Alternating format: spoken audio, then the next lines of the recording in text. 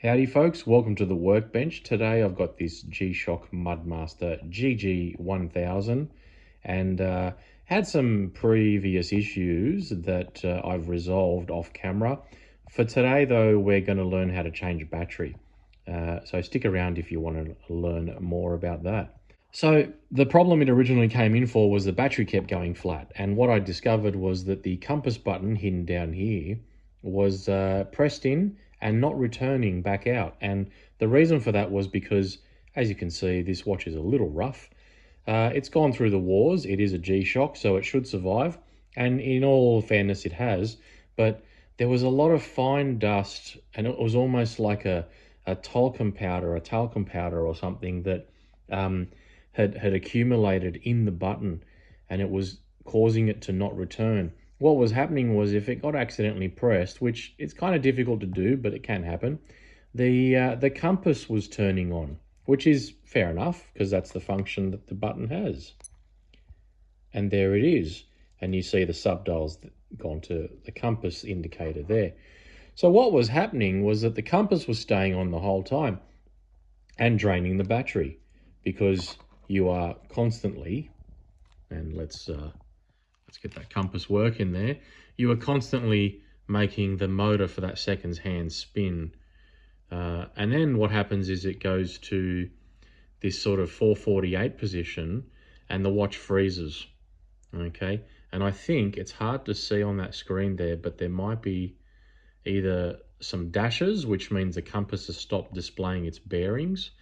Hard to see on this negative displays, especially with a scratched up crystal as well.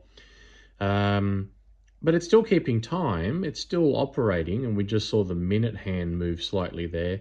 That's because the minute hand moves every 20 seconds. But anyway, so it's not healthy, and we're going to change a battery. So the first things we need to do is remove these star screws here, and there's two on the other side as well. The reason we remove those is to allow us to remove these two little stoppers here. We're going to have to remove those to get access to the case back anyway, but the main reason I'm removing those is so I can actually remove the strap. These are curved and they're hard, and they get in the way while you're trying to get in here and replace batteries and do an AC reset and that sort of stuff, which I'll go through in a moment. I've also ordered some case back screws as well, just in case I need them, because a lot of cases I find when I work on G-Shocks is that people have worked on them themselves. They've undone the case back screws, oftentimes either just trying to negotiate through this rubber here and stripping the screw heads. So I'm going to have a replacement set ready to go just in case. Alrighty, so I got the bumpers off. You can see them just in the background over here. And once you get the really long screws out, they literally just slide right off. The next thing we're going to do is I'm going to get some pliers in here and see these, or I can just probably use my tweezers. These little pins right here, there's one there, and there's one over this side. Let me get in focus here. Those pins there need to come out. There's ones on the other side too. That's what essentially holds the straps in. And here we go, I'll just show you there. I slightly pulled it out to make life easier for camera, and then here they come. So these are proprietary pins. I'll make sure all four are in the watch here. Alrighty, so now as you can see, we have unadulterated access to this case back, making life easy for us to change a battery. That little extra 30 seconds of work gives us a much easier life when we're going in here to take the cells out and replace them. I also just want to note that if you look at these pins, well, one of these things is not like the other. Can you tell me which one? That looks like it's been mangled. We're going to try to see if we can straighten that up, but then again, if I'm going to be ordering some of the washers that go in here, I might just order a new set of pins while I'm at it. Alright, the good news is the screws that were holding the case back down are actually pretty good quality on these ones. They haven't been messed with, but like I said, I do know for a fact that the case back gasket isn't too healthy on this thing. So we're going to just remove the case back and put it to the side carefully. Now, the reason, again, I'm replacing this case back gasket is because when I pulled this watch apart to clean the buttons out, I did notice that there was a couple of gouges in the gasket. You may or may not be able to see them through here, but even if we just look down, let me see if I can position this and show you. But take my word for it, it needed to be replaced.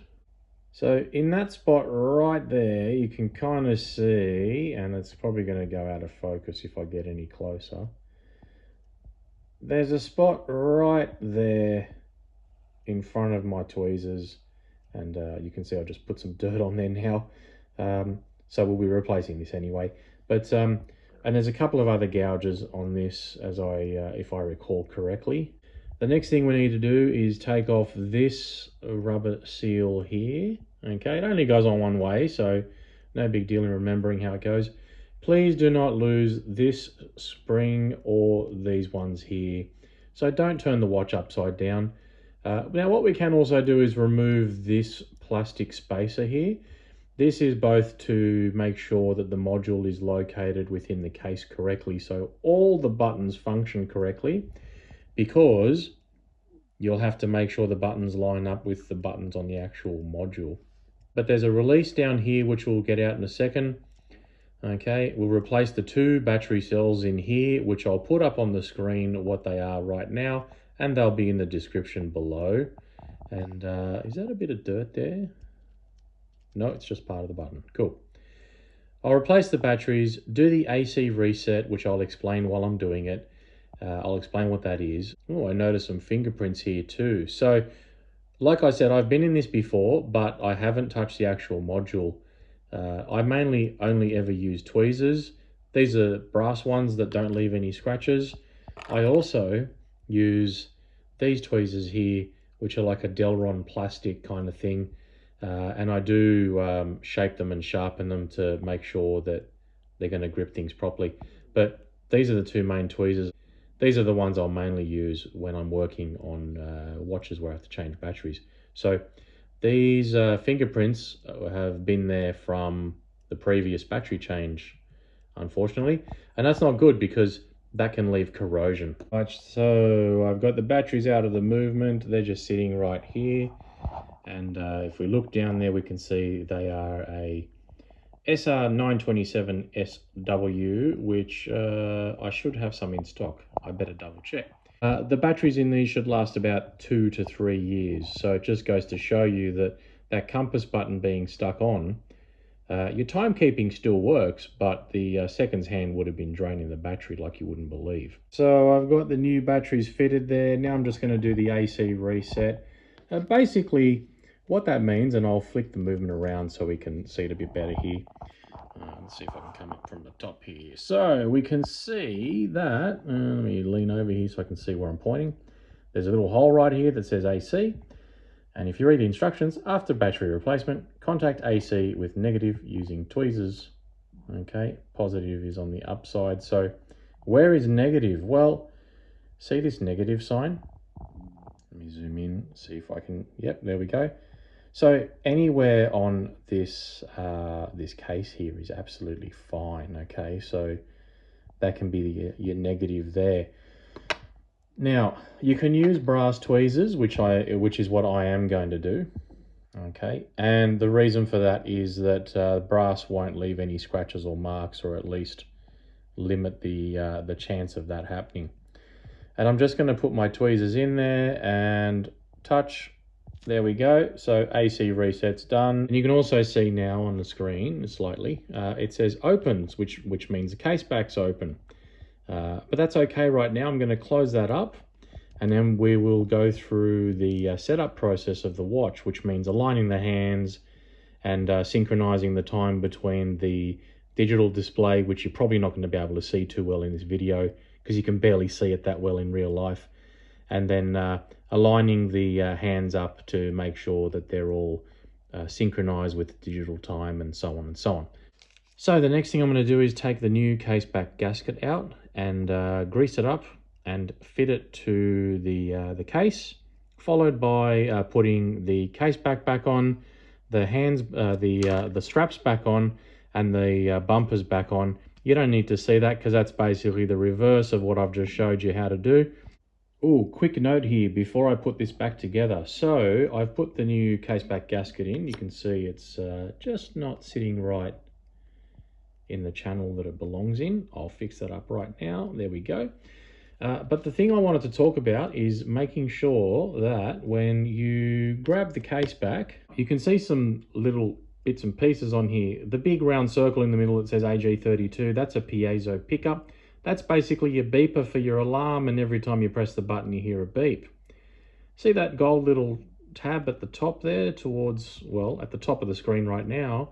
That has to line up with those two gold springs right here. I'm actually going to clean this pad up too because I can see some, it's a little silicone pad and I can see some some hair and fibers that are on there as well. All right, there we go, all nice and clean, no clothing fibers or hairs or anything in there now.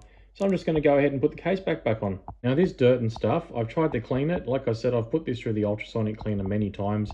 It's pretty much stained on there, so that's not coming off, which shouldn't be a problem because the main thing to worry about is this surface here where it makes contact with the case back gasket. As long as that's clean, we should be okay.